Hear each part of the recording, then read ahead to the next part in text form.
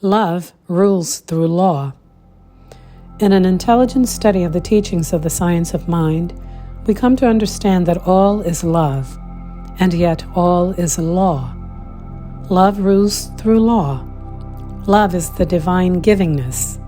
Law is the way. Love is spontaneous. Law is impersonal.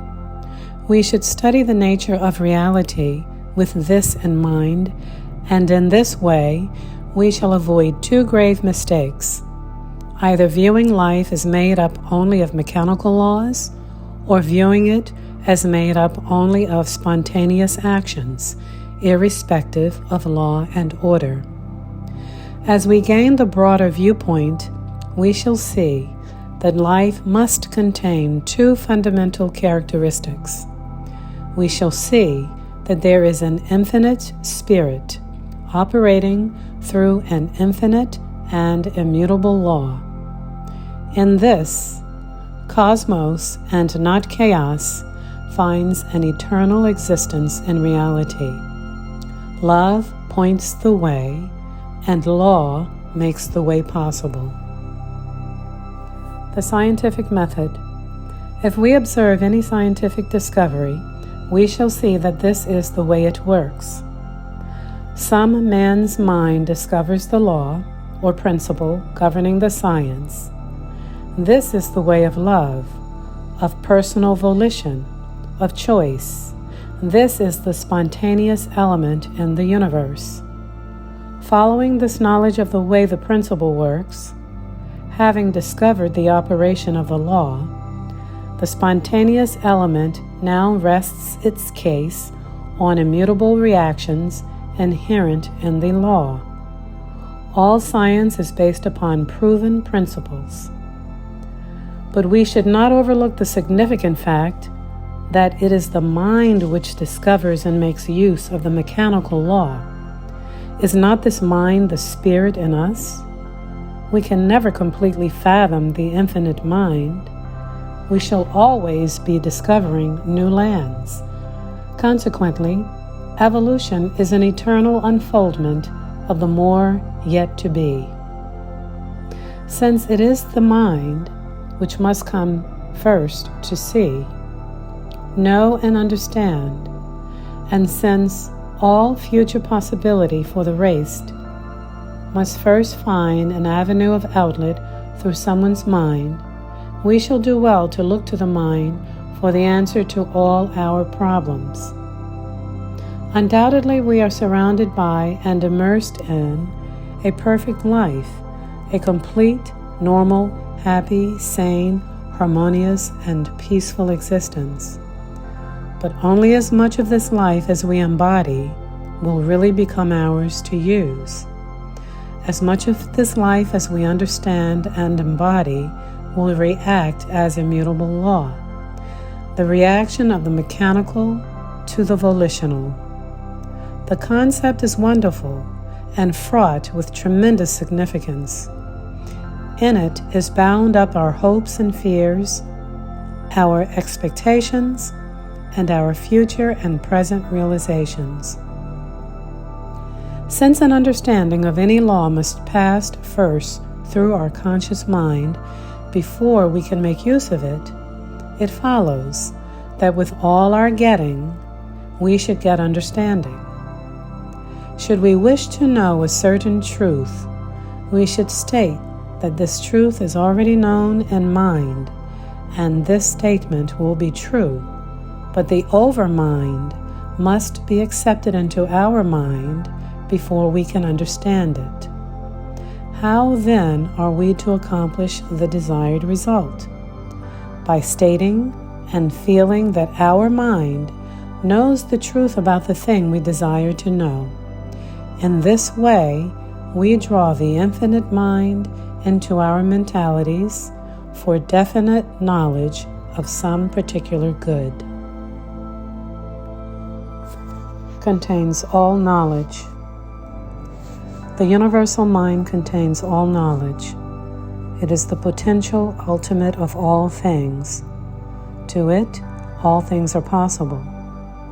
To us, as much as possible as we can conceive, according to law.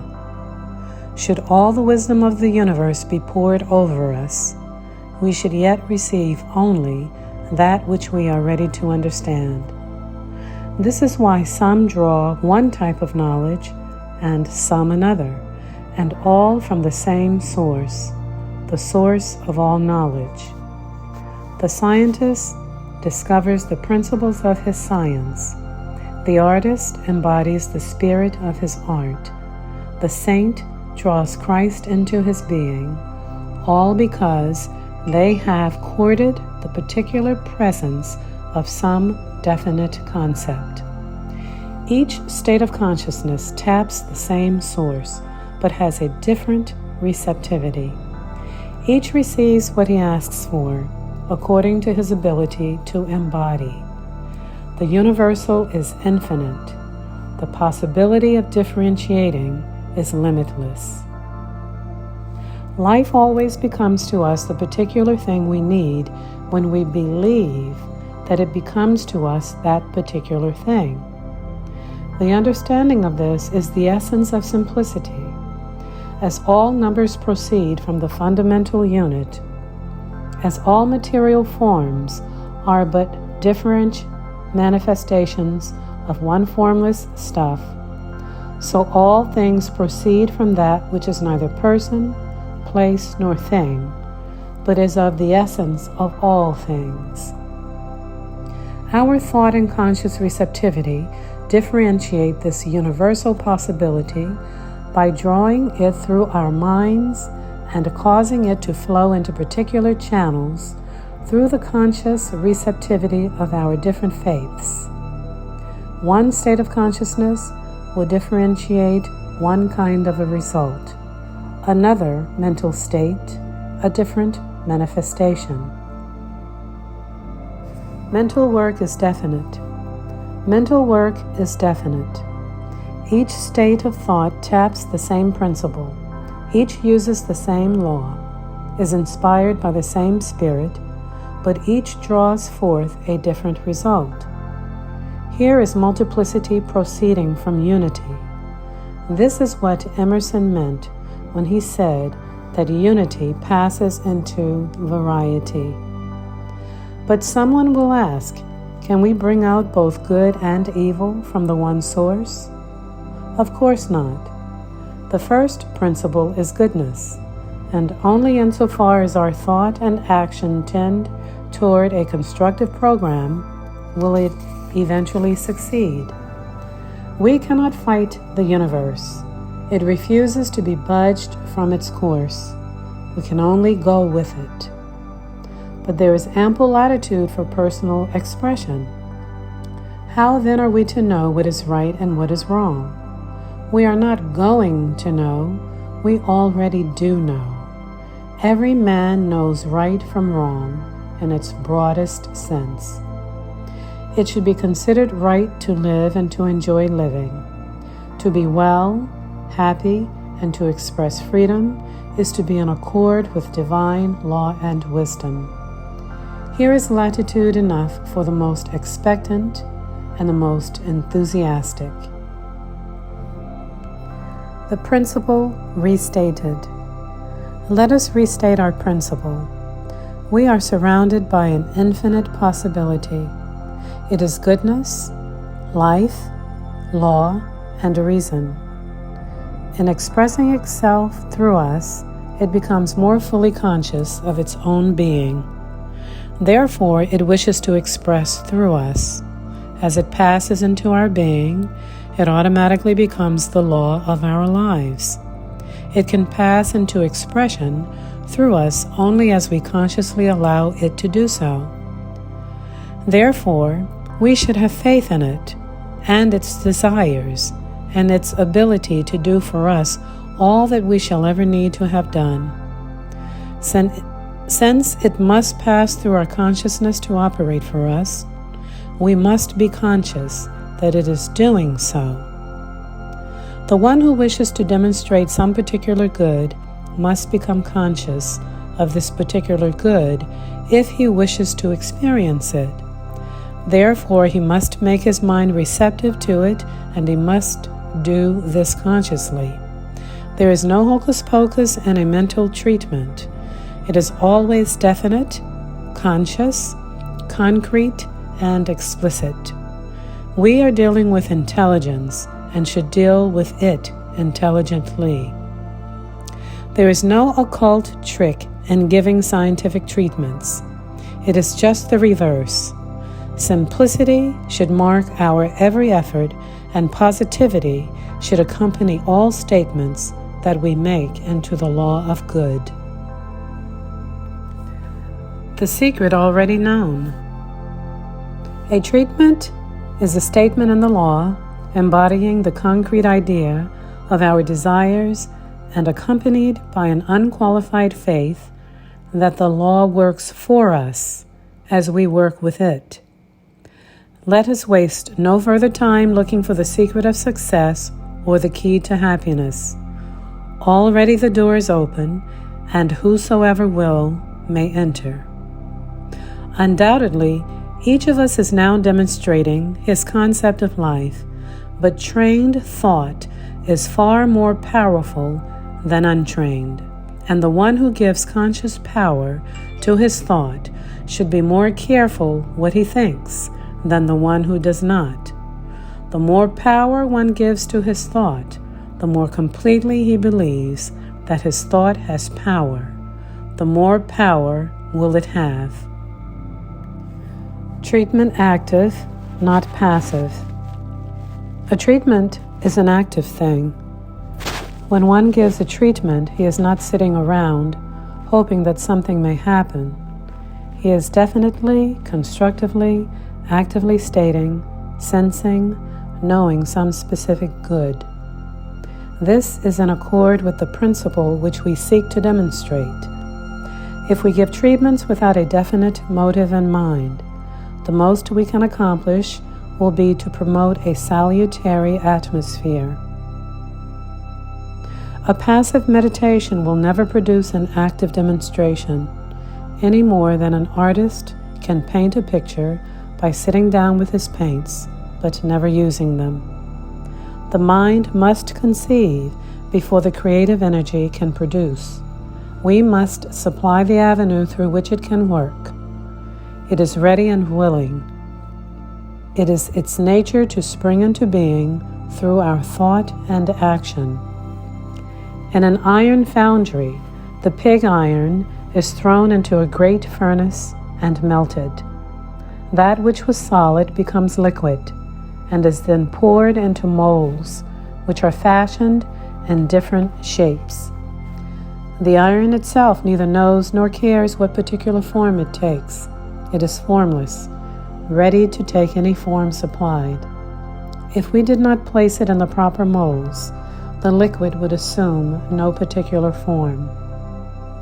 This is the way it is in dealing with the subtle energy of spirit, but the molds are made in our own subjective minds through conscious and specific thought, purpose, and direction. We should be very careful not to think that because we make the mold, we must create the substance. It already exists. It is part of the life in which we live, a part of the universal energy.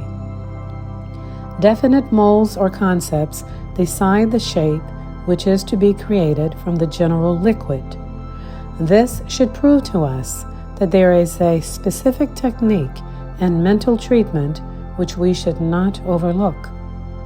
If we wish a certain good, we must instill into our own minds a realization of this specific good, and then, as this idea is the mold we place in mind, it will be filled by the substance necessary for the complete manifestation of this good in our lives. Therefore, if a man is seeking to demonstrate, he must tell himself that he has faith in his power, in his ability, in the principle, and in the certainty of the demonstration for which he works.